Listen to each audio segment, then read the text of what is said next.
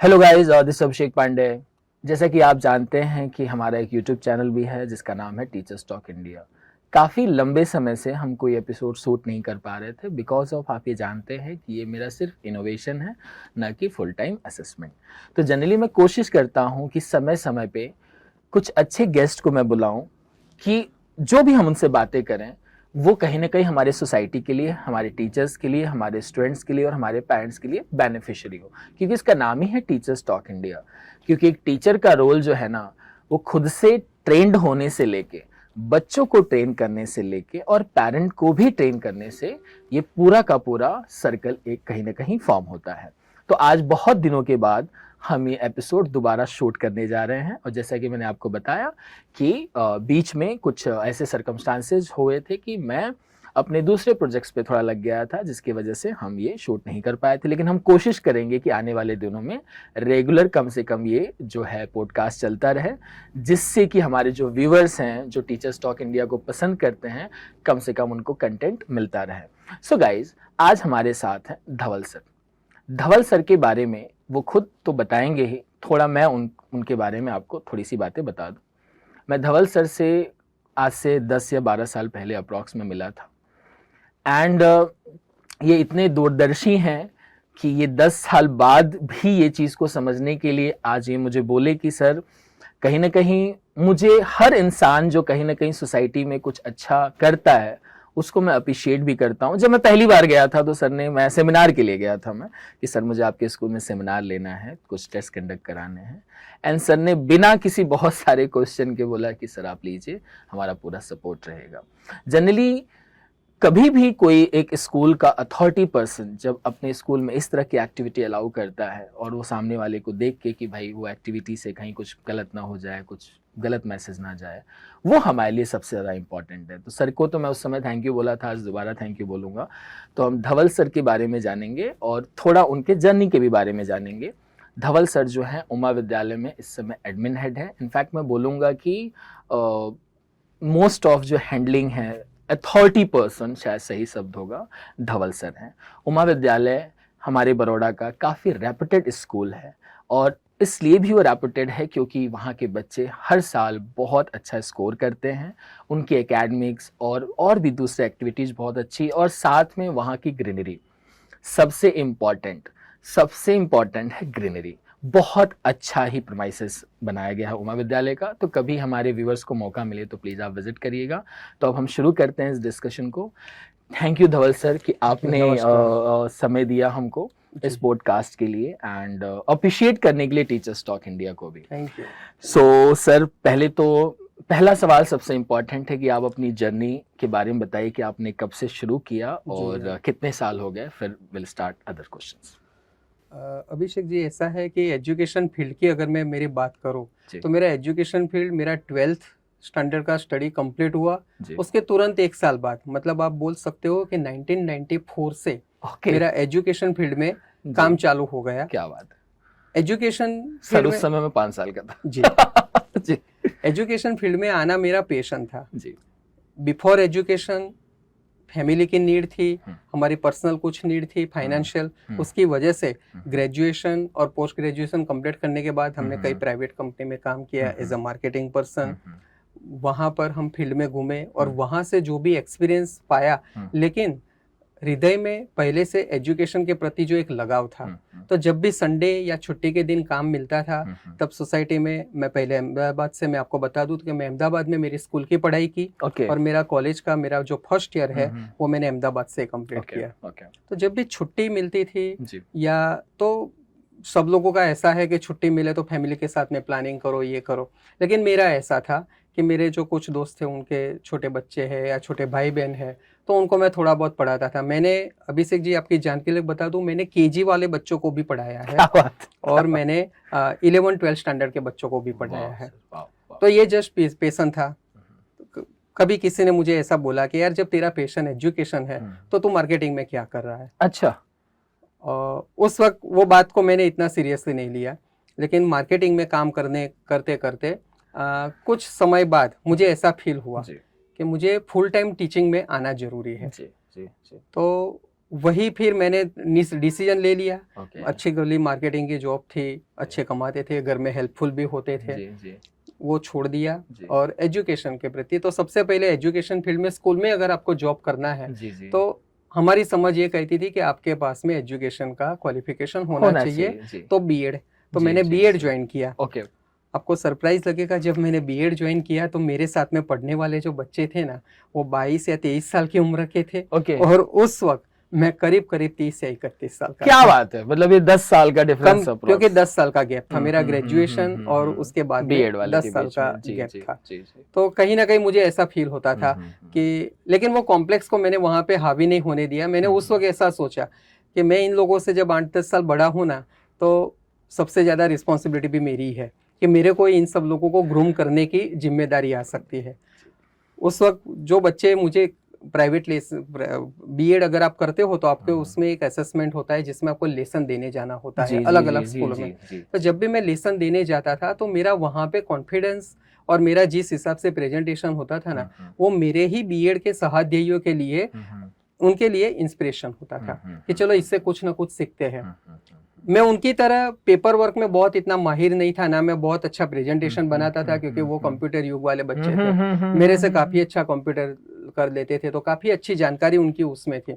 लेकिन जो बेसिक सी जो चीज थी, वो चीज के लिए मैं कहीं ना कहीं उनके लिए सपोर्टिव साबित हो गया। तो उन लोगों ने लगा कि नहीं चलो धवल भाई, आपसे हम लोगों को काफी कुछ सीखना पड़ता है। तो मुझे भी ऐसा लगा, मेरा भी कॉन्फिडेंस बिल्डअप हुआ कि चलो भाई मैं एजुकेशन में भी कुछ अच्छा कर पाऊंगा।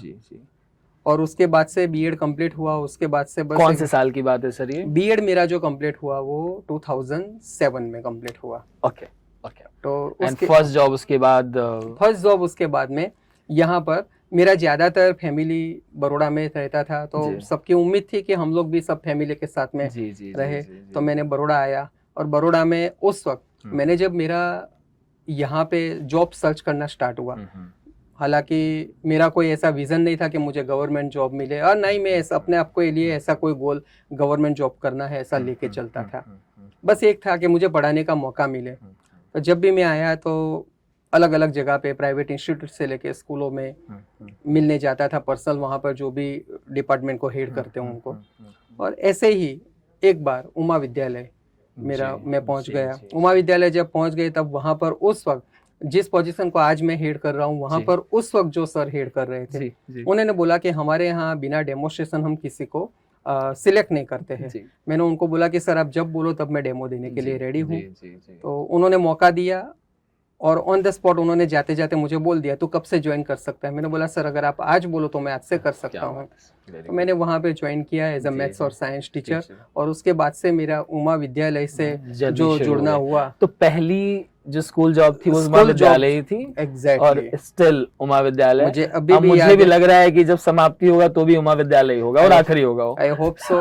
अगर ऐसा होता है तो मुझे उसमें मेरे करियर में कोई सिकवा नहीं होगा कि मैं एक स्कूल में अपना लाइफ बहुत लंबे समय तक सर 2-3 डिकेड हो जाएंगे फिर तो। बिल्कुल मुझे कुछ भी वहां पे मेरा, मैं आपको बताऊं तो मेरा जो पोस्टिंग हुआ था उमा विद्यालय में एज ए असिस्टेंट टीचर 12 जून 2008 वो तारीख थी, मुझे आज की तारीख याद है। फिर बस स्कूल में आ गए, काम चलता रहा, सीखते रहे, सिखाते भी रहे। जब मौका मिला तब हमारे से जूनियर टीचर से भी हमने सीखा। हालांकि एज में मैं ज्यादा बड़ा था लेकिन एक्सपीरियंस में मेरे से जो छोटे टीचर थे उनसे भी मैं छोटा था। क्या बात है। तो उनसे मैं काफी, क्योंकि जब आप एक रेगुलर स्कूल में काम करते हो ना अभिषेक जी, तो बच्चों के रजिस्टर बनाने से लेके लेसन प्लान बनाने से लेके सारी चीजें, आप क्लासरूम में जाओ ना, आप ऐसे बच्चों को तो आराम से टैकल कर सकते हो, लेकिन जो प्रोफेशनल वे से आपको करना है तो कहीं ना कहीं अगर जिसको टीचिंग का एक्सपीरियंस चाहिए तो उसको कोई ना कोई एक स्कूल में काम करना जरूरी है, क्योंकि वहां पर वो सारी चीजों में से वो गुजरता है, तब जाके वो वहां पे सीखता है। केवल पढ़ा के आप अलग नहीं हो सकते हो। बच्चों का रजिस्टर बनाना, उसको मेंटेन करना, मंथ एंड में वो रजिस्टर का पूरा एक एक्यूरेसी मेंटेन करना, प्रिंसिपल के सिग्नेचर करवाना, अगर उसमें कई गलती निकलती है तो वो गलती को रेक्टिफाई भी करना पड़ता है। अगर आपको लीव पे जाना है तो एडवांस में लीव रिपोर्ट देना होता है। तो ये सारी बातें कभी भी हमने हमारे लाइफ में किया नहीं था, तो वो एक एक्सपीरियंस यहाँ पर सीखा। तो बेसिकली टीचिंग के साथ में पेपर वर्क भी हम वहाँ पे सीखे। स्कूल में जनरली आजकल ऐसा चल ही रहा है। तो सर अभी तक इस टोटल जर्नी में 2008 से 2025 का एकेडमिक ईयर चलने वाला है, इसमें कितनी प्रमोशंस आपने, सबसे पहला प्रमोशन आपने मतलब कितनी जल्दी लिया था आपने? हाँ, मेरा सबसे पहला जो प्रमोशन था वो करीब करीब 1 महीना और 1 साल और करीब 3.5 महीने के अंदर मुझे मिला था। अच्छा। मैं असिस्टेंट टीचर था उमा विद्यालय में, गुजराती मीडियम सेक्शन में, माध्यमिक और उच्चतर माध्यमिक में। ओके। और 2009 के दिसंबर में 21 दिसंबर 2009 को मैं उसी स्कूल में उसी जगह पे आचार्य का पद मुझे मिला था। क्या बात, प्रिंसिपल का पद। ये 1.5 साल के अंदर हुआ अप्रॉक्स? यस एग्जैक्टली, 1.5 साल के अंदर। क्या बात है सर, ऐसे बहुत कम टीचर्स या आप जैसे अथॉरिटी पर्सन होंगे इस शहर के स्कूल में जिन्होंने इतना लंबा टेन्योर निकाला हो। जी जी जी, बहुत कम लोग होंगे, मतलब शायद उंगली पे गिना जा सकता होगा कि उतने ही लोग हैं। तो उसके बाद sir as a principal sir आपकी लाइफ में सबसे बड़ा चैलेंज क्या हुआ? क्योंकि एज ए टीचर आपकी लाइफ में चैलेंजेस कम है थोड़े से, लेकिन एज ए प्रिंसिपल आपकी लाइफ में सबसे बड़ा चैलेंज कब आया था कि जब लगा कि शायद ये पोजीशन बहुत इंपॉर्टेंट? जी जी, नहीं सबसे पहले तो मैं अभिषेक जी बता दूं, जिन लोगों के साथ में आपने एज ए टीचर एक स्टाफ रूम शेयर किया हो जी, और उन्हीं लोगों का हेड बन के जब आप उस स्कूल में बैठते हो ना, तो इज इटसेल्फ अ चैलेंज। वही सबसे बड़ा चैलेंज है, क्योंकि दोस्त बन जाते हैं साथ में जब काम करते हैं, तो वो दोस्त बन जाते हैं। अब किसी दोस्त को आप ऑर्डर तो दे नहीं सकते हो, अगर ऑर्डर दोगे तो समझ लो कि वो सामने वाला बंदा हमें कुछ अलग लैंग्वेज में सोच सकता है कि यार ये बंदे को ये डेजिग्नेशन मिला है तो प्राउडी हो गया है, लेकिन मुझे कहीं पर भी ऐसा रियलाइज नहीं करवाना था। तो सबसे पहले मेरा जो गोल था कि मेरे साथ में जो मेरे कलीग है, मैं सबको कलीग ही बना के रखना चाहता था। कि किसी को मेरा जूनियर या किसी को मेरा सीनियर ये मैं कभी मानना, ये मेरा टर्मिनोलॉजी में नहीं था। तो मैंने वही उनके साथ में जो रूटीन काम करता था वही रूटीन काम, लेकिन एक्स्ट्रा रिस्पॉन्सिबिलिटी के साथ में, क्योंकि मैं उन सबके साथ में काम कर चुका था तो मैं सबका प्लस पॉइंट जानता था। ओके। मैं सबकी वीकनेस तो नहीं बोलूंगा, क्योंकि देखो वीकनेस देखने जाए ना, हम ढूंढने जाए तो हर व्यक्ति में वीकनेस ढूंढ सकते हैं, लेकिन मैं सबके अंदर स्ट्रॉन्ग पॉइंट था वो मैं जानता था। और मेरा यही एक था कि मैं सबके अंदर जो स्ट्रॉन्ग पॉइंट है ना उसी को बाहर निकालूं और उन लोगों को भी बताऊं कि यार आप लोग ये चीज बहुत अच्छे से कर सकते हो, और उसी चीज के ऊपर मेरा फोकस था। क्या सर वो फुल्ली एक्सेप्टेंस लेके आ गए थे इस बात का कि आप प्रमोट बाय गॉड ग्रेस मैं आपको बताऊं तो मैं कुछ अच्छा करना चाहता था, और जैसा सब बोल रहे हैं ना कि अगर आप सब अच्छा करना चाहते हो तो आपको कहीं ना कहीं से मदद मिल जाती है। मेरी टीम मेरे लिए हमेशा, जो उस वक्त टीम थी वो भी खड़ी रही थी, आज भी मेरे साथ मेरी टीम खड़ी है। और इसीलिए मैं मेरे उमा विद्यालय का, हम लोगों ने जो एक टीचर्स का एक ग्रुप बनाया है ना, तो उसके अंदर मैंने एक छोटा सा स्लोगन दे दिया है, एक उमा विद्यालय श्रेष्ठ उमा विद्यालय, क्योंकि वो मेरा उमा परिवार है, वो मेरी फैमिली है। जी जी जी जी। तो सर देखिए व्यूअर्स, हमारे हाथ में न कोई पेपर है, न कोई चीट है, न किसी तरह का कुछ स्क्रिप्ट है जी। आप मेरे मैक्सिमम पॉडकास्ट में देखेंगे कि मैं इंटरव्यूज ऐसे ही लेता हूँ, और ये ऑर्गेनिक है और जेन्युइन है, ठीक है, सबसे इम्पोर्टेंट ये है। तो सर कुछ इस 10-15 साल में कुछ ऐसे वाकयात हुए होंगे जो कहीं ना कहीं आपको अंदर से झकझोर दिए होंगे, कुछ ऐसे इश्यूज हुए होंगे जो आपने उससे सीखा और बाद में ऐसे इम्प्लीमेंटेशन किए कि वो इंसिडेंट दोबारा ना हो। कुछ ऐसे इस 10-15 साल में कुछ ऐसे इंसिडेंट्स के बारे में बताइए सर। वैसे अगर देखने जाए तो इतना कोई खास नेगेटिव इम्पैक्ट वाले नहीं थे, लेकिन जो कोविड का माहौल था, कोविड के माहौल में सबसे ज्यादा दिक्कतें वो थी कि हम लोग एक रूटीन एजुकेशन सिस्टम के साथ एसोसिएट थे, जिसमें ब्लैक बोर्ड, चौक डस्टर और बच्चों के सामने फिजिकल प्रेजेंस रह के हम लोग उनको पढ़ाते थे। लेकिन जब ऑल ऑफ सडन कोविड का और पहला लॉकडाउन जब डिक्लेयर हुआ, तो उस वक्त हमने कहीं ना कहीं ऐसा एक सोच के रखा था कि चलो ये 21 दिन का लॉकडाउन का फेज खत्म होगा, उसके बाद तो हम वापस रूटीन हमारे काम पे आ जाएंगे। लेकिन दूसरा जब पहला लॉकडाउन खत्म होने से 2 या 3 दिन पहले दूसरा फेज डिक्लेयर हो गया, और जब दूसरा फेज डिक्लेयर हो गया तो उस वक्त फिर हमें लगा कि यार ये सही में बहुत ही ज्यादा नुकसानदेह है बच्चों के लिए, क्योंकि हम लोग तो फिर भी बड़े हैं, हमारे पास कोई ना कोई एक्टिविटी होती है या हम ढूंढ लेते हैं कि जिसके साथ में हम अपने आप को थोड़ा बहुत 2-4 घंटे एंगेज करके हम हमारा टाइम निकाल सकते थे। जी। लेकिन वो छोटे बच्चे जी जी। ना घर के बाहर जा सकते थे, हम्म। क्योंकि माहौल ही ऐसा था। अगर घर में किसी को मान लो कोविड का इश्यू है तो वो उनके कमरे में तक नहीं जा सकते थे। तो उस वक्त बच्चे ना पढ़ाई करेंगे, टीवी कब तक देखोगे, गेम कब तक खेलोगे, और गेम भी घर में ही खेलना है, बाहर तो आप जा नहीं सकते थे। तो उस वक्त ये जूम कॉल और ये सब मैं नहीं जानता था। मतलब मैं टू बी वेरी ऑनेस्ट इतना टेक्निकल में साउंड नहीं था। तो व्हाट्सएप कॉलिंग से मैंने सबसे पहले मेरे जो सारे प्रिंसिपल्स हैं उन सबके साथ में व्हाट्सएप से मीटिंग किया और उन लोगों के रिव्यू जाने कि हम क्या कर सकते हैं। तो सब लोगों ने अपनी अपनी राय दी। जी जी जी। फिर हमारे जो प्रेसिडेंट है हमारी संस्था के, उनसे मेरी बात हुई तो उन्होंने मुझे सबसे पहले मैं आपको बताऊं तो मुझे जूम के प्रति अगर किसी ने जानकारी दी या इंट्रोड्यूस किया है तो वो हमारे प्रेसिडेंट श्री नरेंद्र कुमार पटेल सर ने। उन्होंने बोला नरेंद्र कुमार एम पटेल जो हमारी संस्था कड़वा पाटीदार केळवणी मंडल के प्रेसिडेंट है। उन्होंने बोला कि धवल भाई एक ऐसा जूम ऐप आता है कि जिसके अंदर आप मीटिंग कंडक्ट कर सकते हो, ये सब है, आप एक बार अगर चाहो तो स्टडी कर सकते हो। तो उन्होंने जब मुझे बताया तो मैंने फिर वो अपने हिसाब से ढूंढना स्टार्ट किया। 2-4 परिचित लोगों से, मेरे फैमिली है उनमें भी मैंने बात किया। मेरे कंप्यूटर टीचर है, मैंने उनको भी बोला कि यार आप लोग भी ढूंढो। तो हमने शुरुआत किया। मैंने मेरे खुद के यूट्यूब के ऊपर घर बैठे बैठे वीडियो लेक्चर, पता नहीं था कि एक वीडियो लेक्चर अगर आप 15-20 मिनट का बनाते हो तो आपका सारा डेटा यूज हो जाता है। जी जी जी जी। मेरा पहला वीडियो जब मैंने बनाया तो वो करीब करीब जो अभी भी मेरे यूट्यूब चैनल के ऊपर है 20 या 22 मिनट का शायद वो वीडियो था, जिसमें मैंने केवल साइंस सब्जेक्ट जो मैं पढ़ा था उसका एक इंट्रोडक्शन मैंने दिया था। तो वो अपलोड होने में मेरा पूरा मोबाइल डेटा चला गया, फिर भी वो अपलोड नहीं हो पाया। तो मुझे किसी ने बताया कि सर आपको उसको कॉम्प्रेस करना पड़ेगा। मैंने बोला ये सब कैसे करते हैं? तो धीरे धीरे ये सब चीजें सीखा। लेकिन ये जैसे जैसे सीखे फिर हम लोगों ने ऑनलाइन प्रिंसिपल के साथ में मीटिंग करने के बाद हर एक सेक्शन के प्रिंसिपल ने टीचर्स के साथ में मीटिंग जूम के ये चीज आगे कैरी फॉरवर्ड, एग्जैक्टली इसको आगे कैरी फॉरवर्ड करते गए। और बाद में हमने जो गोल बनाया था, आप मानोगे नहीं अभिषेक जी, ये सारी जो एक्टिविटी थी वो केवल 3 या 4 दिन में हम लोगों ने लर्न क्या बात है। और दूसरा फेज जब स्टार्ट हुआ ना, उससे पहले हमने हमारे सारे पेरेंट्स को व्हाट्सएप ग्रुप बना के सर्कुलर भेज दिए थे कि हम लोग ये क्लास से ये तारीख से ऑनलाइन क्लास चालू करते हैं। और आपको जान के बहुत ही ज्यादा खुशी मिलेगी कि हमारी संस्था के जो प्रेसिडेंट है वो भी हमारे कई सारे जूम लेक्चर में हमारे साथ में जुड़ते थे कि टीचर्स को कैसे वो टैकल करते, टीचर्स को कोई परेशानी तो नहीं आ रही है। तो ये जो शुरुआत था, मैं बताऊं ना, चैलेंजिंग तो बहुत सारे होते हैं, लेकिन देखो आपका लाइफ में अगर कोई चैलेंज नहीं है ना तो आपके लिए कोई लर्निंग नहीं है। लेकिन ये वाला जो चैलेंज था ना, वो चैलेंज में से बाहर निकालना केवल हमारे अपने आप को नहीं।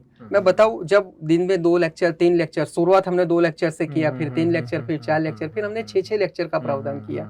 फिर जब रिलैक्सेशन मिला 2-2 घंटे के लिए आप स्कूल में जा सकते थे, तो उस वक्त सबसे पहला काम किया कि सारे डिपार्टमेंट में वाईफाई लगा दिया और सारे टीचर को बोला कि अभी आप लोग अपने क्लासरूम के ब्लैक बोर्ड का यूज करके मोबाइल सेट करके आप बच्चों को पढ़ाओ। तो काफी लर्निंग कुल मिला के वो समय निकल गया। लेकिन सर मेरा मुद्दा अभी, जैसे मेरे सवाल का जो इंटेंसिटी है वो ये है कि ये तो सर जनरल प्रॉब्लम थी मैक्सिमम लोगों की। जी। एज उमा विद्यालय, जैसे हर स्कूल में कुछ ना कुछ ऐसे चैलेंजेस पूरे टेन्योर में आते हैं जो उस स्कूल को बहुत बड़ी सबक देते हैं, चाहे वो पॉजिटिव हो या नेगेटिव हो। जनरली लोग नेगेटिव चीजों को ज्यादा प्रोत्साहित करते हैं। तो सर ऐसे कौन सा इंसिडेंट हुआ था कि जिससे कहीं ना कहीं आपको वो लगा था कि नहीं ये नहीं होना चाहिए था और हो गया और आपने उसको टैकल किया? नॉन ऑफ द, मतलब ये पेंडेमिक के अलावा, थोड़ा सा पेंडेमिक के अलावा अगर बात करते हैं ना, तो हमारा जो बात करें पेरेंट्स के साथ में कोऑर्डिनेशन, जनरली प्राइमरी तक या केजी तक के जो बच्चे होते हैं ना, उनके पेरेंट्स रेगुलर जब भी आप स्कूल से कोई भी मीटिंग या ओपन हाउस आप रखते हो तो वो आते हैं, क्योंकि छोटे बच्चे होते हैं तो पेरेंट्स भी ऐसा मानते हैं कि बच्चा छोटा है तो हमें जाना चाहिए। लेकिन 9 to 12 के बच्चे, रादर देन मैं ये बताऊंगा कि स्टैंडर्ड 8 से 12 तक के बच्चे, उनके पेरेंट्स थोड़े बहुत ऐसा मान लेते हैं कि यार अभी बच्चा बड़ा हुआ है, स्कूल में जाके क्या करने का। अच्छा, कुछ जगह पे ये भी एक पॉसिबिलिटी बनती है कि बच्चों के थ्रू अगर हम मैसेज देते हैं तो शायद पेरेंट्स तक वो पहुंचते हैं कि नहीं, वो भी एक हमारे लिए क्वेश्चन मार्क साबित हो गया था। तो ऐसे वक्त में हम लोग कोशिश करते थे कि हमें पेरेंट का नंबर ही मिले और उन्हीं से हम लोग अप्रोच करें। मुश्किल से 20-30% पेरेंट्स आते थे, लेकिन आज बाय गॉड ग्रेस अच्छा है कि जब भी हम ऐसा ओपन हाउस करते हैं, पेरेंट्स से हमने मीटिंग किया कि हमें करना है। कि आप लोग आओगे तब आपको पता चलेगा कि क्या कि हो रहा है। आपके बच्चे को कहाँ पे आपको थोड़ा सा ध्यान रखना है और कहाँ पे हम और आप दोनों मिलके उसका ग्रोथ कर सकते हैं। समझ गए। क्योंकि पहले नंबर से लेके 300 के नंबर के पेज बीच के अंदर 298 पेज रहते हैं। वो बच्चे बिल्कुल वो पढ़ाई करते हैं, बिल्कुल पढ़ाई करते हैं, लेकिन उसके अलावा की भी पढ़ाई होती जी है। जी जी जी उसके अलावा आजकल जैसे सोशल मीडिया का माहौल बहुत ज्यादा है, बच्चा मोबाइल यूज करता है, पेरेंट्स बच्चों को मोबाइल देते हैं, अच्छी बात है, लेकिन हम लोग न्यूज़पेपर में ऐसे कई सारे वाक्य या सोशल मीडिया में हम ऐसे कई सारे वाक्य देखते हैं कि जो हमें सबक सिखा देते हैं। तो हमारे पेरेंट्स को भी उसके प्रति कहीं ना कहीं जागरूक करना वो हमारी जिम्मेदारी बनती है, बीइंग अ स्कूल टीचर। तो पेरेंट्स के साथ में उस चीज को कोऑर्डिनेट में करना, पेरेंट्स को ट्रस्ट में लेना, पेरेंट्स को हमारी बात मनवाना नहीं, पेरेंट्स को हमारी बात समझाना, ये मैं चीज यूज करता हूँ।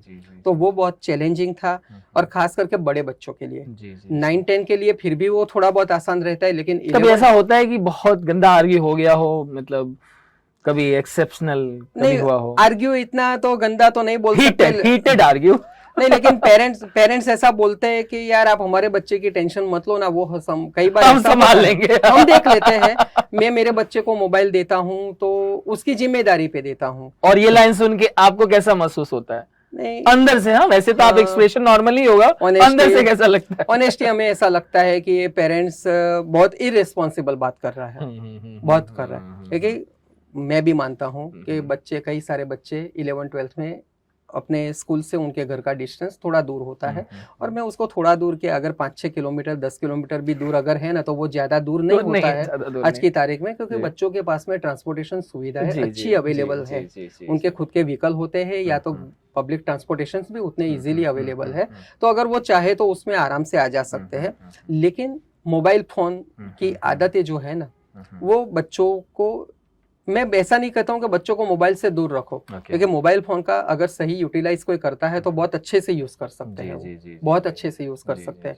लेकिन डिसिप्लिन के लिए कुछ चीजों को हमें अवॉइड करना पड़ता है, या अवॉइड करना चाहिए, खास करके स्कूल के अंदर, ताकि आप एक प्रॉपर डिसिप्लिन मेंटेन कर सको। तो वो पेरेंट्स को समझाना हमारे लिए थोड़ा सा डिफिकल्ट था, लेकिन हाँ यस, पेरेंट्स ने काफी ज्यादा कोऑपरेट किया। क्योंकि देखो, मैं ऐसा मानता हूँ कि एक बार चलने से अगर गिर जाते हैं तो कभी कोई चलना छोड़ता नहीं। बहुत सीधी सी बात है। सो गाइज, ये जो डिस्कशन है, जैसा कि आपने देखा कि धवल सर से हमने कुछ वो सवाल पूछे जो सर से रिलेटेड थे, और सर ने काफ़ी ऑनेस्टी से उसका जवाब दिया है। क्योंकि ये पॉडकास्ट है, कोई इंटरव्यू नहीं है। पॉडकास्ट में क्या होता है, कम्युनिकेशन होती है, जिससे हम अपनी बातें आप तक पहुंचाते हैं। अब कुछ वो सवाल पूछे जाएंगे जो पेरेंट्स के लिए हैं, बच्चों के लिए हैं, और टीचर्स के लिए हैं, और साथ में सोसाइटी और दूसरे स्कूल से रिलेटेड। तो बस आप थोड़ी देर और हमारे साथ जुड़े रहिए, हम इसको जल्दी ही शुरू करेंगे। धवल सर, तो बहुत सारी हमने बातें करी, ये कहीं ना कहीं मैक्सिमम उस जर्नी के बारे में थी जो आपने 15-17 साल निकाला, और थोड़े मोड़े चैलेंजेस के बारे में। सर, आपका जो आने वाले कुछ समय के लिए एजुकेशन को लेके, अपने स्कूल के लेके सर क्या विजन है आपका? मैं पर्टिकुलर आपको एक बात बताऊं अभिषेक जी, मैं एक आपको छोटी सी बात बताता हूँ। जब हम लोग पढ़ाई करते थे, उससे भी अगर 100 साल पहले की या 150 साल पहले की बात करें, तो जो पढ़ाई होती थी ना, हम लोग आजकल बोल रहे हैं ना, न्यू एजुकेशन पॉलिसी में प्रैक्टिकलिटी के ऊपर बहुत ज्यादा वेट दिया गया है, लेकिन ये आज से 150-200 साल पहले था। अच्छा, प्रैक्टिकल पढ़ाई। अब जैसे मैं एक आपको सिंपल सा एग्जाम्पल देता हूँ कि मैं जब चौथी या 5वीं कक्षा में था, प्राइमरी स्कूल जब मेरी पढ़ाई करता था, तो सुई और धागा का यूज करके शर्ट के बटन टांकना हमें उस वक्त हमारी वो स्कूल में सिखाया गया था। ओके। जो आजकल कहीं पर भी किसी भी स्कूल में इस तरीके की प्रैक्टिकल बात है। हम लोग हमें लगेगा कि यार स्कूल में ये सब करने थोड़ी जाते हैं, लेकिन ये सब जो चीजें हैं वो हमारे इर्द गिर्द डेली रूटीन वाली चीजें हैं। अगर हम नहीं सीखेंगे तो कल को जाके हम हमारी बात की जनरेशन को हम क्या सिखाएंगे।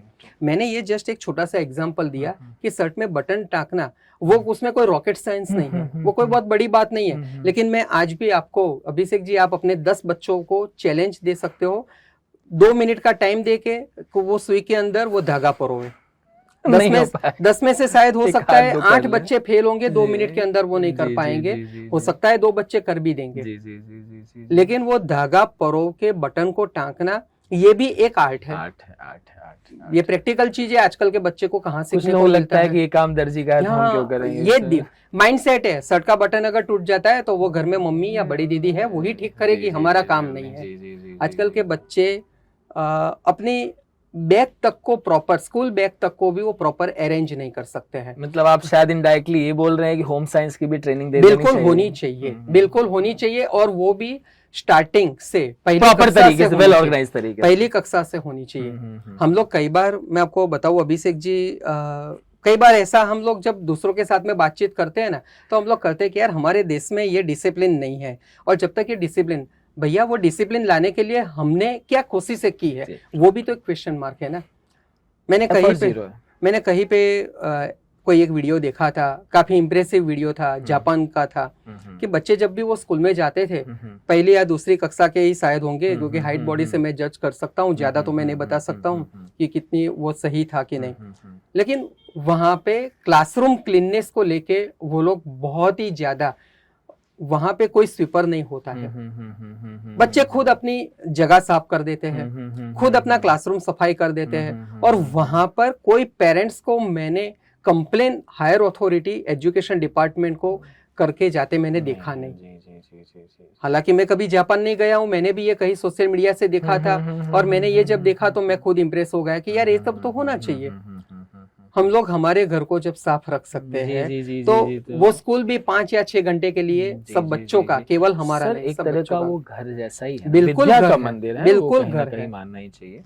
तो कहीं ना सर इस हिसाब से देखें तो बड़ौदा के मैक्सिमम स्कूल्स ऐसे होंगे जहाँ पे सफाई शायद ऑर्गेनाइज तरीके से नहीं होती होगी, शायद होती होगी, लेकिन वो सब प्रोफेशनल सफाई कामदार या स्वीप्रेस उसके थ्रू होती होगी। लेकिन कहीं पर भी किसी स्टूडेंट्स का योगदान है ऐसा, हाँ कई स्कूल ऐसे एक्टिविटी करते हैं, हालांकि मेरे स्कूल भी ऐसी एक्टिविटी हमने भी कभी करवाई है, बच्चे और बच्चों के पेरेंट्स को कॉन्फिडेंस में लेके कि आज हम क्लासरूम कंपटीशन, क्लीननेस कंपटीशन रखते हैं, और उसमें जो भी बच्चे जीतेंगे उनको हम सर्टिफिकेट देंगे, अवार्ड देंगे, अप्रिशिएट करेंगे, उनके पेरेंट्स को भी बताएंगे। तो उस वक्त वो पर्टिकुलर 1 या 2 दिन का जो वो मिशन होता है ना, तो उसके लिए बच्चे बहुत सजाग हो जाते हैं, और मैंने वो भी देखा है कि वो दरवाजे के पीछे छोटा अगर जाला भी है ना, तो वो भी उसको सफाई कर देते हैं। लेकिन वो कब होता है?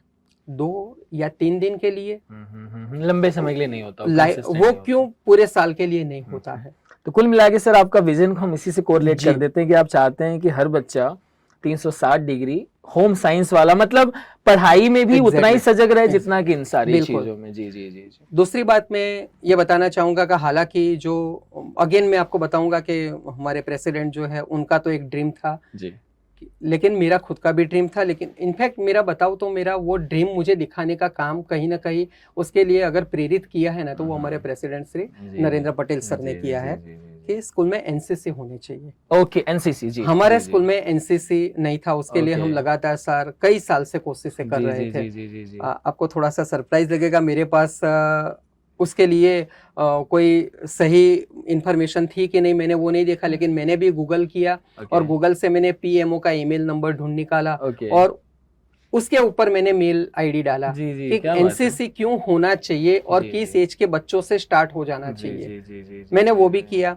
हालांकि वहां से जवाब नहीं आया। हो सकता है शायद मुझे जो सोर्सेज से मैंने वो नंबर ढूंढा है, ईमेल आईडी ढूंढा है, वो सही ना भी हो, मुझे नहीं मालूम, लेकिन मेरा कर्म था, मुझे करना है। लेकिन फिर भी लोकल जो एनसीसी के जो भी डिपार्टमेंट है, मिलिट्री है या एयरफोर्स है, तो वो दोनों जगह पे हम लगातार फॉलो अप करते रहे और bye God grace Abhishek ji बता दूं तो इस बार 2025 से उमा विद्यालय को एयर विंग का एनसीसी का एक बैच का परमिशन मिल गया है। हमें अभी एट प्रेजेंट 50 बच्चों की परमिशन मिली है, जिसमें एक बैच हमारी 8वीं कक्षा की ऑलरेडी 30 बच्चों की हमारी स्टार्ट हो गई है, तैयार हो गई है, ऐसा हम बोल सकते हैं। तो कुल मिला के उमा विद्यालय ने एक और माइलस्टोन कहीं ना कहीं बिल्कुल अचीव किया। बिल्कुल, क्योंकि लेकिन मैं ऐसा मानता हूँ कि एनसीसी जैसी एक्टिविटी है या स्काउट जैसी जो एक्टिविटी है वो हर स्कूल में कंपलसरी गवर्नमेंट को ही इम्प्लीमेंट कर देना चाहिए। ओके, अभी गवर्नमेंट नहीं, मतलब हम लोग खुद ही इनिशिएट कर रहे हैं। अभी नहीं, अभी मैं आपको बताऊं उसको ऐसा कंपलसरी नहीं, लेकिन जहां तक मैंने जो सुना है, स्काउट की मैं बात नहीं करूंगा, लेकिन एनसीसी में ज्यादातर ग्रांटी नीड स्कूल को ही परमिशन मिला करती थी। गवर्नमेंट की ओर से उनको सहयोग भी उसके लिए मिलता होगा, मुझे पूरी डिटेल उसके बारे में नहीं मालूम, लेकिन मैं एक ही चीज बताना चाहूंगा कि अगर कुछ चीजें ग्रांटी नीड स्कूल को आप सपोर्ट देते हो तो वो सेल्फ फाइनेंस स्कूल को भी वो चीज कंपलसरी सपोर्ट मिलना चाहिए। फिर उसके लिए सेल्फ फाइनेंस स्कीम ऐसा कोई स्कीम नहीं होना चाहिए, ये मेरा मानना है। नहीं सर, आप अपनी बातें इतनी सजगता से रख रहे हैं, क्या पता है कि भविष्य में इस लोगों को देखें और बाकियों को भी मोटिवेशन बिल्कुल होना चाहिए। तो सर अभी देखिए, आपका विजन तो बड़ा क्लियर लग रहा है मुझे कि आप जो चाहते हैं। सर अभी तक के जितने पेरेंट्स हैं या अभी आने वाले हैं, उनको सर आप अपनी तरफ से क्या मैसेज देना चाहते हैं? मैं एक ही बात मेरे सारे पेरेंट्स को बताना चाहूँगा कि बच्चों को केवल और केवल किताबें पढ़ने से वो बच्चा शार्प नहीं होने वाला है, क्योंकि अभी जो समय आ रहा है ना, वो केवल 2 किताबों के बीच का जो नॉलेज है ना, किताब के 2 पन्ने उसके बीच के नॉलेज का नहीं है। अभी बच्चों को जितना हो सके उतना अगर इंडिपेंडेंट बनाना है ना, तो उसको और भी अदर एक्टिविटीज, जिसके अंदर मैं आपको एक बात और बता देता हूँ कि केवल खेलकूद नहीं, केवल एंटरटेनमेंट इंडस्ट्री, स्किल्ड कुछ काम, स्किल बेस्ड वर्क भी उसको आना चाहिए। थोड़ा सा उसका जो स्पिरिचुअलिटी लेवल है, आध्यात्मिक लेवल है, उसके प्रति भी माता पिता को अपने धर्म के हिसाब से ध्यान देना चाहिए। अपने धर्म के हिसाब से, बहुत बड़ी बात बोली सर आपने। मैं ये बिल्कुल इस बात को, क्योंकि अल्टीमेटली हम लोग जब बहुत ज्यादा काम करके थक जाते हैं ना, तो आंखें बंद करके 10-15 मिनट का पावर नैप लेते हैं ना, तो हमारा दिमाग बिल्कुल ब्लैंक हो जाता है, या हम ब्लैंक करने की कोशिश करते हैं, और हम वो 10-15 मिनट का पावर नैप देके और 3-4 घंटे काम करने के लिए हम लोग क्षमता प्राप्त कर लेते हैं।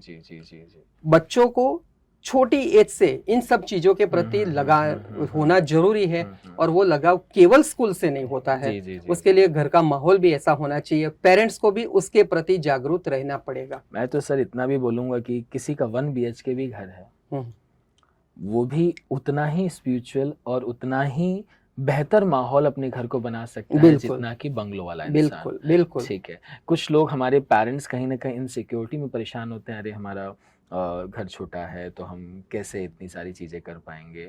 मैं एक पेरेंट के यहाँ होम विजिट जो है करने जाने वाला था। पेरेंट 2 बार मुझे इसलिए सिर्फ नहीं बुला पाए कि उनका घर छोटा था। तो जब वो आए मेरे से मिलने के लिए, बोला कि सर, तो बहुत हंस के बोला कि सर वो थोड़ा छोटा घर है। मैंने बोला सर, मैं वो जज करके आपके घर पे थोड़ी ना, मतलब मैं पहले तो उनको अपने अंदर से ये भेदभाव निकालना पड़ेगा कि मुझे वो सर कैसे लेंगे। अरे आप लारी चला रहे हो, ऑटो चला रहे हो, आप सम्मान के साथ बोलो ना। बिल्कुल।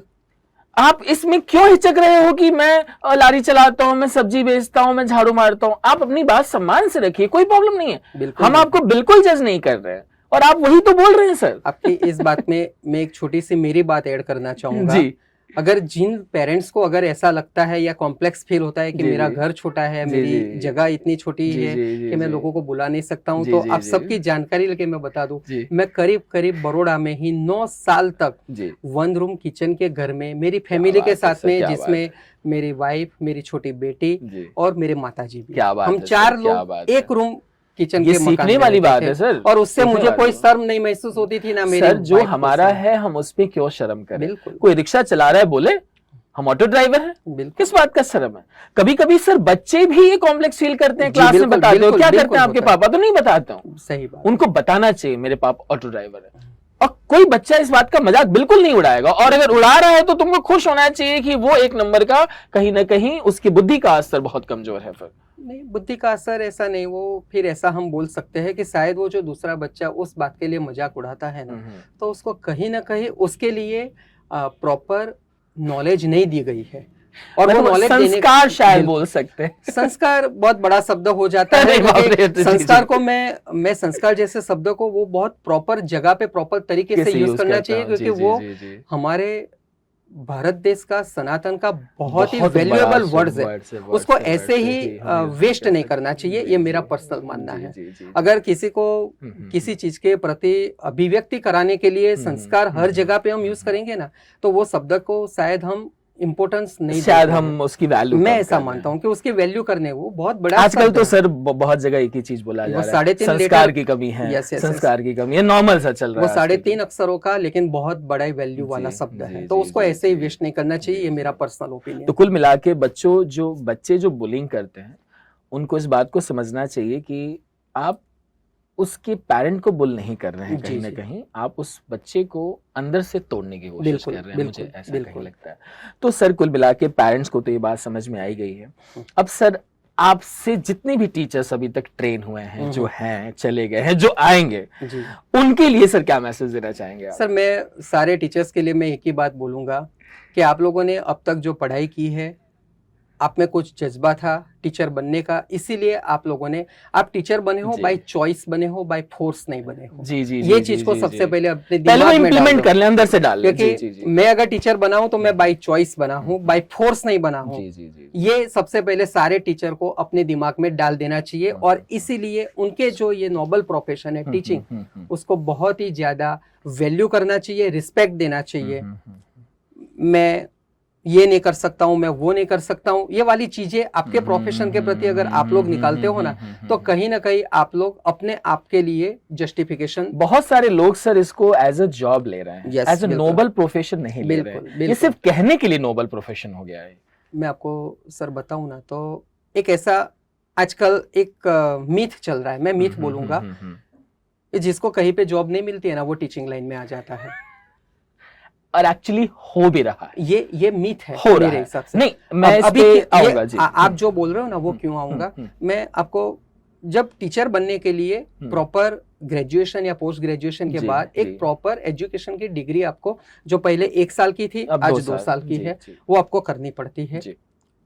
लेकिन कुछ लोग मैनेजमेंट की पढ़ाई करते हैं, कुछ लोग इंजीनियरिंग की पढ़ाई करते हैं, और वो पढ़ाई करने के बाद एजुकेशन फील्ड में जब आते हैं, तो मैं उन लोगों के लिए केवल एक क्वेश्चन रेज करता हूं, मैं उनसे आंसर नहीं मांगता हूं। वो लोग अपने आप को सोचे कि अगर उस वक्त वो लोग इंजीनियरिंग में नहीं गए होते और उन्होंने एक एजुकेशन की पढ़ाई को चयन किया होता, तो आज शायद वो बहुत ही अच्छे प्रॉपर टीचर बरसों से होते। उस वक्त जो एक इंजीनियरिंग की सीट उनकी वजह से वेस्ट हुई है ना, वहां पे किसी और को इंजीनियर बनने का मौका मिल सकता था। मैनेजमेंट की सीट अगर वेस्ट हुई है, तो वहां पर उसको मैनेजमेंट सीट का मौका किसी और को, जो सही में उसके लिए डिजर्विंग कैंडिडेट हो सकता था। ये मेरा पर्सनल मानना है। कोई इंजीनियर एजुकेशन फील्ड में आए, उससे मेरी कोई आपत्ति नहीं है, कोई मैनेजमेंट का बंदा एजुकेशन फील्ड में आए, उससे मेरी आपत्ति नहीं है। लेकिन अगर जब आप आते हो ना, तो बाय चॉइस आओ, बाय फोर्स मत आओ।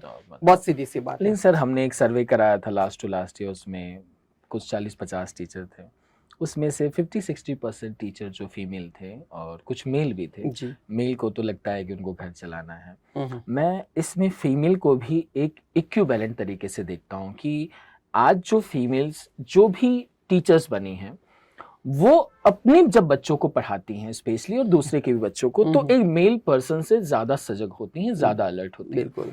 लेकिन कुछ टीचर्स जो इसको बताते हैं, अरे मैं घर पे बोर हो रही थी तो सोचा हम ये काम कर लें। ठीक है, जिस इंजीनियर को आज काम नहीं मिल रहा है, वो सोसाइटी में 2-4 बच्चों को पढ़ाने लग रहा है, क्योंकि वो पढ़ा रहा है इसलिए हम उसकी संज्ञा टीचर की ही देंगे। तो इस तरह का माहौल सर इस समय डेवलप हो रहा है, तो इसके बारे में आपकी क्या राय है? इसका वही रीजन है कि अगर कोई ऐसा बोलता है कि बस मेरे पास घर में कुछ करने को काम नहीं था इसलिए मैं टीचर बना हूं, तो अभिषेक जी आप जाके उसकी जो भी स्कूल में इमेज है स्टूडेंट्स के बीच में, मैं उसके टीचर के ग्रुप के बीच में या उसके मैनेजमेंट के बीच की बात नहीं कर रहा हूँ, वो स्टूडेंट्स के बीच में वो कभी भी एक रियल टीचर्स का रिस्पेक्ट नहीं पा रहा होगा, ये बात नहीं पा रहा होगा। ये मैं लिख के देने को रेडी हूँ, क्योंकि वो बस ऐसे ही मैं बैठे थी या बैठा था तो मैं टीचिंग में आ गया, ये वाला एटीट्यूड से आया है।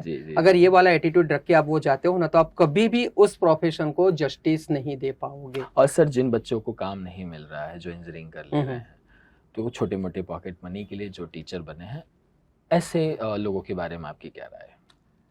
मैंने कई ऐसे, क्योंकि अगेन वो सीरियस उतने नहीं है नहीं, हाँ, मैं आपको बता रहा हूँ, कोई इंजीनियरिंग करके अगर वो टीचिंग करता है ना, टीचिंग में आया है, मोस्ट वेलकम। हर किसी का, मैं तो चाह रहा हूँ कि गवर्नमेंट ऐसा कुछ प्रावधान करे कि हर एक को टीचिंग में आने का मौका मिले, या कोई टीचिंग अपने आप चॉइस करें जी, जी, कि मुझे बड़ा होके। जी, अब जी। एक सिंपल सा अभिषेक जी, छोटे बच्चों को 5वीं 6ठी कक्षा के बाद क्लास में पूछोगे ना हाँ, कि आपको बड़ा होके क्या बनना है, तो आपको डॉक्टर, नहीं, इंजीनियर, टीचर पुलिस बोलता ही नहीं, वो इंस्पेक्टर, टीचर नहीं बोलता है वो। मुश्किल से 1 या 2 बच्चे शायद से हम्म।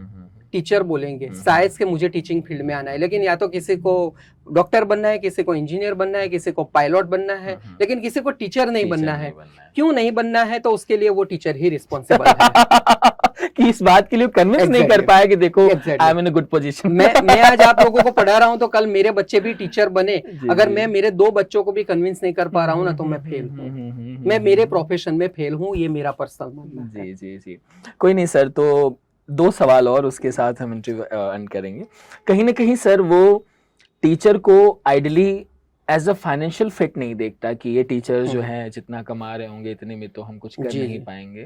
तो सर टीचर की जो स्कूल सैलरी है जिसमें वो काफी हद तक मैक्सिमम टाइम डिससेटिस्फाइड रहते हैं, इसके बारे में आपकी क्या राय है? नहीं देखो, अभी मैं आपको बताऊं तो जैसे गवर्नमेंट में एक प्रावधान है, हर स्कूल की फीस को वो फिक्स करते हैं, तय करने का FRC कमेटी है। जी जी। तो जिसके बेस पे मैं आपको बताऊं, हर सेल्फ फाइनेंस स्कूल जो है ना, वो सारे बच्चों से 50,000 या लाख रुपए का फीस नहीं लेता है। ओके, मैं आपको बताता हूँ, कई सारे ऐसे सेल्फ फाइनेंस स्कूल है कि जो 15,000 20,000 के आसपास की वो पढ़ाई बच्चों से पूरी साल में होती है। अब वो 15,000 20,000 जो भी फीस आता है उसमें वो पूरा स्कूल का सारे स्टाफ का सैलरी, मेंटेनेंस, ये सब अगर निकालना है तो वो टीचर को भी एक लिमिटेड अमाउंट का ही सैलरी दे पाएंगे। हर मैं आपको बता रहा हूँ, बड़ौदा में भी अगर आप 100 स्कूल काउंट करते हो सेल्फ फाइनेंस, तो 100 में से शायद, मैं एग्जैक्ट आंकड़ा नहीं बता सकता हूँ अगेन, लेकिन 40 स्कूल ऐसे होंगे कि जिन स्कूल का फीस 50,000 भी नहीं होगा सालाना। अच्छा, 50,000 भी नहीं होगा, वो शायद FRC के कट टू कट ले रहे होंगे। लेकिन हो सकता है कि जो स्कूल शायद लाखों रुपए दे, वहां पर भी एक आध बार सैलरी का स्ट्रक्चर स्टडी करवाना चाहिए आप लोगों को। बिल्कुल बिल्कुल मैं ऐसा चाहूंगा। नहीं सर, एक्चुअली हुआ है कि बहुत सारे स्कूल्स में टीचर्स कहीं ना कहीं जब आप उनसे बिहाइंड द सीन बात करते हैं, वो पता नहीं अपने अर्निंग को लेके बड़े इनसिक्योर रहते हैं। जी, ठीक है, वो चाहे आपके साथ हो या मैक्सिमम लोगों के साथ हो, कहीं ना कहीं। अच्छा, एक बात तो ये जनरल सी बात है कि वो जिनको जितना जहां मिल रहा होता है उतने में ही वो दुखी होते हैं। जी। ठीक है, तो एज अ फाइनेंस वाली बात तो सर देखिए, जब तक कि एक बच्चा अपने टीचर को बहुत अच्छे पोजीशन पे नहीं देख लेता कि भाई ये टीचर हैं, बहुत अच्छा कमा रहे हैं, 1,000 करोड़ कमा रहे हैं, 2,000 कमा रहे हैं, ऐसे टीचर जब तक कि हम सोसाइटी में नहीं देंगे ना बहुत सारे, तब तक वो ऐसे टीचर्स को बच्चा आइडली नहीं मानेगा, और तब तक शायद उसकी इच्छा टीचर बनने की बढ़े ना। देखो अभिषेक जी, मैं यहाँ पे, क्योंकि मैं अभी जो बात करने जा रहा हूँ जी, वो बहुत बड़े बड़े नाम है, मैं किसी का नाम यहाँ पे रिवील करना मुझे सही नहीं लग रहा है। जी। लेकिन उनकी करियर की शुरुआत कभी ना कभी, चाहे ऑनलाइन चाहे ऑफलाइन, जीरो से रही, बहुत नॉमिनल रही, सही तरीके से, बिल्कुल नॉमिनल अमाउंट में। और उन लोगों ने उस वक्त ऐसा कभी बोला था कि हम लोगों का जो इंटेंशन है वो समाज में सेवा करने का, बच्चों को मैक्सिमम। लेकिन आज वो लोग यूनिकॉर्न बन चुके हैं। जी, तो ऐसे ही तो नहीं बने हैं, पैसे से ही बनते हैं, क्योंकि कहीं ना कहीं उन लोगों ने अपनी जो आइडियोलॉजी है ना, वो आइडियोलॉजी के ऊपर ही क्वेश्चन मार्क करके उसको ब्रेक करके वो कुछ आगे बढ़े हैं।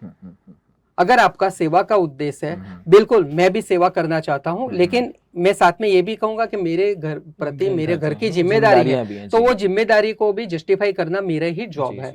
तो अगर मेरे फैमिली को मैं कहीं ना कहीं इनजस्टिस करता हूं तो मुझे कुछ ना कुछ करना पड़ेगा। लेकिन मैं इतना भी ग्रीडी कभी नहीं बनना चाहूंगा कि मैं अपने आप को समाज का सेवक एज ए टीचर बताऊंगा और कल को जाके मैं बिहाइंड द सीन मेरी एक बहुत बड़ी यूनिकॉर्न बना दूंगा। जी, ये मैं कभी भी कहीं ना कहीं गलत है। तो हमने सर ऑलमोस्ट पेरेंट ले लिया, टीचर्स ले लिए, अब हम थोड़ा सा बस एक मुझे लग रहा है कि बच्चों के लिए कुछ आपका एक इंटेंस मैसेज थोड़ा सा जाना चाहिए, जो करंटली इस साल पढ़ रहे हैं और जो अगले एकेडमिक ईयर में आने वाले हैं। कुछ बच्चे तो ऐसे होंगे कि जो स्कूल छोड़ के अपने कुछ कॉलेज लाइफ में जाएंगे, ठीक है, इन सारे बच्चों के लिए सर पहले आप उनके लिए बोलिए कि जो 12th में होंगे, जो जाने वाले होंगे। बस सिंपल सी बात है, आप लोगों ने पूरा साल, क्योंकि अभी 1-1.5 महीने में आपके बोर्ड के एग्जाम आने वाले हैं। कुछ बच्चे तो ऐसे होंगे सर जो सालों से होंगे। बिल्कुल जी। एक 1.5 महीने में बच्चों के जो 12th वाले और 10th वाले बच्चे हैं उनके बोर्ड के एग्जाम आने वाले जी। हैं। अभी मैं एक ही चीज बताऊंगा कि आपने पूरा साल अपने आप को सक्सेस बनाने के लिए बहुत ही ज्यादा मेहनत किया है। जो मेहनत किया है ना, अब उसी मेहनत को आप रिवाइज करते रहो। जी जी जी कल मुझे किसी दोस्त से कुछ और मिला है तो मैं ये कर लेता हूँ, परसों किसी और से कुछ मिलेगा जो मैं पूरा साल टच नहीं किया, लेकिन अभी मैं वो उसको आखिरी टाइम में मैं करूंगा। ये वाला ये भी कहीं ना कहीं ग्रीडीनेस है, उसको दूर रखो। आपने जो किया है उसके प्रति आप विश्वास रखो। आपके टीचर ने पूरे साल जो आपको गाइडेंस दिया है, चाहे वो टीचर आपके प्राइवेट टीचर हो चाहे स्कूल टीचर हो, लेकिन जो गाइडेंस दिया है उसके ऊपर आप विश्वास रखो और सबसे ज्यादा अपने आप पे विश्वास करो और प्रॉपर अपना एक शेड्यूल बना दो कि मुझे इतना मेहनत करना है। मैं आपको बताऊं अभिषेक जी, मैं कभी भी मेरे किसी बच्चे को मैंने ये नहीं बोला है कि दिन में 10-12 घंटे की मेहनत करो। अच्छा। और ना मैं कभी बोलूंगा। आई एम सॉरी टू से, आप बहुत सारे आपके व्यूअर्स को मेरी ये बात गलत लगेगी जो कंपटीशन एग्जाम के लिए तैयार कर रहे हैं। क्या होगा जी, मैं 10-12 घंटे पढ़ाई तो आइडियली स्कूल में लेक्चर्स 35 से 45 मिनट के ही क्यों रखते हैं। जी जी जी जी, दिमाग एग्जॉस्ट हो जाता है 20-25 मिनट। मैं थोड़ा सा उसका टेक्निकल टर्मिनोलॉजी में यूज करूँ ना, तो मेरे माइंड का मेमोरी कार्ड जो 1 GB का है उसमें मैं 1 TB का डेटा डालने जाऊंगा तो वो क्रैश हो जाएगा। बहुत सीधी सी बात है। तो यहाँ पे उसको रिलैक्स रखना जरूरी है। तो मैं ऐसा किसी को 10-12 घंटे पढ़ाई करो ऐसा नहीं, लेकिन आप जो पढ़ाई करो ना वो ऑथेंटिक पढ़ाई करो। साथ में मोबाइल या टैब या लैपटॉप ओपन करके मैं पढ़ाई करूं, मैसेज आया तुरंत देख लिया, ये वाला सीन मत करो। मोबाइल को बंद करके पढ़ाई करना है तो देर करो, बहुत क्वालिटी से करो। 2 घंटे पढ़ो, लेकिन वो 2 घंटे वर्थ वैल्यूएबल होने चाहिए। अगर वो पढ़ाई ढंग की आप करोगे ना, 4-5 घंटे की भी ऑफिशियल करो। अपना शरीर को रिलैक्स दो, बॉडी को रिलैक्स देना जरूरी है। माइंड को रिलैक्स करना है तो कम से कम ज्यादा नहीं तो 2 से 3 मिनट का, जब भी आप पढ़ने बैठो तो 2 से 3 मिनट का आंखें बंद करके मेडिटेशन करो। जी। अगर वो सब करोगे आप अपना दिमाग को कहीं और जाने से रोक सकते हो। सर, आप कॉम्पिटेंसी में बिलीव करते हैं? सॉरी, कॉम्पिटेंसी में बिलीव करते हैं कि कंपटीशन रहना चाहिए? उसको किस टर्म में हम लेते हैं ना, हम एज कुछ स्कूल टर्म्स में लेते हैं। जब से अब आपसे बोला जाएगा कि उमा विद्यालय 2025-26 में क्या ऐसा काम करेगा कि जो पैन बड़ौदा में या पैन गुजरात में एक अलग अपना लेके आए, तो जैसे कि खेल महाकुंभ से होता है कि देखो इस स्कूल ने बहुत अच्छा परफॉर्म किया, इस स्कूल ने वो अच्छा परफॉर्म किया, इस तरह से सर कुछ मैं आपको प्लान आपका हो तो बताइए। जी देखो, मैं आपको एक बात बताता हूँ। मेरी सक्सेस के मापदंड मैंने खुद तय किए हैं कि इस साल मैं ये था, अगले साल मुझे यहाँ पे पहुंचना है। तो अगर उमा विद्यालय को मेरा स्कूल का कंपटीशन अगर है तो मेरा स्कूल का कंपटीशन मेरे स्कूल से ही है। 2024 तक उमा विद्यालय यहाँ था तो 2025 में यहाँ होना चाहिए। मेरा उसके आसपास के किसी स्कूल से या कोई किसी सेल्फ कंपटीशन है ग्रोथ का। मैं अपने मेरा प्रतियोगी मैं खुद हूँ। सर ये बहुत बड़ी बात है। इससे सर ये बड़ा क्लियर होता है कि आप सिर्फ अपनी ग्रोथ की तरफ देख रहे हैं, आजू बाजू क्या हो रहा है मुझे उससे कोई फर्क नहीं। क्या बात है सर, क्या बात है। तो कुल मिला के गाइज आपने देखा, और टीचर्स के लिए बहुत अच्छी बात सर ने बोली कि आप सब सिर्फ नोबल प्रोफेशन बोलने के लिए नहीं है, नोबल प्रोफेशन एक्चुअली है, और सबको अपने इसको दिल दिमाग में बिठा के काम करना चाहिए। देखिए, टीचर्स टॉक इंडिया का बड़ा सिंपल सा मोटो है, जैसे कि अभी मैंने आपको बताया कि कोई इंटरव्यू नहीं है, हम सिर्फ एक हेल्दी डिस्कशन करते हैं कि जो समाज में आज जितने भी सर मैं टीचर से मिला, सबने कुछ ना कुछ ऐसे पॉइंट ऑफ व्यू रखे जो उनसे अलग है। आपके पॉइंट ऑफ व्यू अलग है, किसी और के अलग है, किसी और के अलग है। इनसे हम सबको कुछ ना कुछ सीखना चाहिए। और सर स्टार्टिंग में आपने बहुत अच्छी बात बोली कि मैंने अपने जूनियर से भी सीखा। ठीक है, वो कॉम्पिटेंसी मैंने फेस की कि जिस जूनियर के साथ हम चाय एक साथ पीते थे, अचानक से उस जूनियर को मुझे रिपोर्ट फेस करना पड़ा। लेकिन आप इतना समझिए कि उमा विद्यालय जो है एक फैमिली के जैसे काम कर रहा है। सर ने बोला उमा फैमिली, ये कितनी बड़ी बात है सर। मैं बहुत कम मतलब अथॉरिटी के मुंह से ऐसा सुनता हूँ कि जो मेरी टीम है वो फैमिली है। सभी लोग उनको एज अ एम्प्लॉई मानते हैं, ठीक है, बहुत कम फैमिली मानते हैं। और फैमिली का मतलब सर है कि आप दिल से उनकी कदर कर रहे हैं। देखो, मैं आपको अभिषेक जी इसमें एक और बात आखिरी में, आपने पूछा नहीं है लेकिन मैं आपको बता रहा हूँ कि उमा विद्यालय जो मैनेजमेंट है कड़वा पाटीदार केळवणी मंडल बड़ौदा का वो जाना माना मैनेजमेंट है। और आपकी जानकारी के बता दूं कि वो मैनेजमेंट 105 साल से भी पुराना मैनेजमेंट है। जो बहुत ही ज्यादा एकेडमिक के अलावा सोशल एक्टिविटी के साथ से कनेक्टेड है। उसमें जो भी president, secretary, joint secretary, treasurer internal auditor जो भी उसके साथ में जुड़े हुए हैं ना, वो सब लोग अपने अपने लाइफ में अपने अपने बिजनेस से अपने अपने जॉब में बहुत व्यस्त है और बहुत मस्त है। उनमें से किसी को भी कोई फाइनेंशियल स्टबन नहीं है, जिससे वो लोग बहुत वेल सेटल है, जी जी जी वेल सेटल है। लेकिन वो सब इस संस्था के साथ में, हमारे एकेडमिक्स के साथ में भी जुड़े हुए हैं, जी जी तो सेल्फलेसली जुड़े हुए हैं, निस्वार्थ भाव कुल से मिला जुड़े के हुए हैं। वेलफेयर बोल सकते हैं। एग्जैक्टली, निस्वार्थ भाव से जुड़े हैं और वो एक पैसों की उम्मीद से ये संस्था के साथ में नहीं जुड़े हैं। ये मैं एडिशनल कहना चाहूंगा सर। वो मैं ग्रीनरी देख के जी, वो मैं बता सकता हूँ बिल्कुल। कि वो कहीं ना कहीं वो ग्रीड पैसे वाली नहीं है। जी, जी, मतलब बिल्कुल। इतनी ग्रीनरी तभी होगी कि जब जहाँ पैसा नहीं दिखता होगा। मैं अभिषेक जी एक और चीज आपसे चाहूंगा कि अगर हो सके जी तो आप एक स्कूल का छोटा सा वीडियो बना के स्कूल का विजिट भी इसके साथ में ऐड कर दो, तो सबको सही में पता चले कि हम लोग ये जो पॉडकास्ट में बातें कर रहे हैं कि ग्रीनरी है, जी शायद हो सकता है कि बड़ौदा के उस कोने के लोगों ने कभी ये स्कूल देखा भी नहीं होगा। जी जी जी तो उनको भी ये स्कूल आपके पॉडकास्ट के माध्यम से पता चले कि ये स्कूल किस लेवल का है। सर अभी तो आप इतने रिक्वेस्ट में आप आए हैं तो अब स्कूल का भी कर ही लेंगे, क्योंकि आपसे तो सर 2-2.5 महीने पहले हमारी बात हुई थी, तो आपने मुश्किल से सर समय दिया। और सबसे इम्पोर्टेंट है कि सर आप सबको अप्रिशिएट करते हैं। जी जी, हम लोग तो सर आपसे उम्र में बहुत छोटे हैं और आगे भी सीखेंगे, लेकिन सबसे मुद्दे की बात यह है ना कि सर आपने सालों तक सबको अप्रिशिएट किया है। अगर मेरे जैसे पर्सन को आपने अप्रिशिएट किया है तो मुझे तो पूरा भरोसा है आप अपनी टीम को, जो आपके साथ 6 घंटे काम करते हैं, उनको तो आप पक्का करते होंगे और शायद आगे भी लेके आए मैंने बताया ना, मेरा परिवार है। जी जी, मेरे परिवार में अगर किसी को मैं अनदेखा करूंगा ना तो मैं रात को नहीं सो पाऊंगा। बहुत सिंपल सर, ये बहुत बड़ी बात है और हम चाहते हैं कि आपकी शुरुआत यहीं से हो, इसी स्कूल से हुई है और आखिरी सांस तक इसी आप स्कूल में बने रहें सर। और समय के साथ साथ हम दोबारा जुड़ते रहेंगे और एक और मौका मिलेगा तो सर के साथ हम एक सेकंड कन्वर्सेशन जरूर करेंगे, क्योंकि एक पॉडकास्ट में शायद कुछ बातें रह गई हैं। So thank you Dhaval sir कि आपने समय दिया। Thank you so much sir, thank you so much. Thank you guys and keep watching and subscribe, like and share.